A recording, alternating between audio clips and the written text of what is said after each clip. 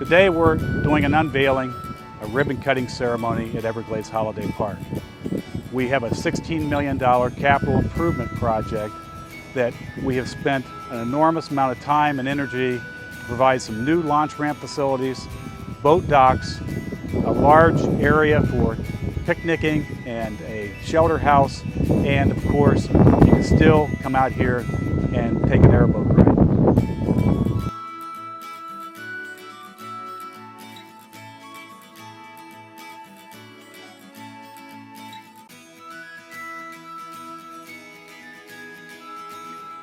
Broward County Parks is pleased to offer residents of this county a great place to come to the Sawgrass. It's something that you can't imagine until you get here. If you haven't been here in a couple of years, you're going to love it.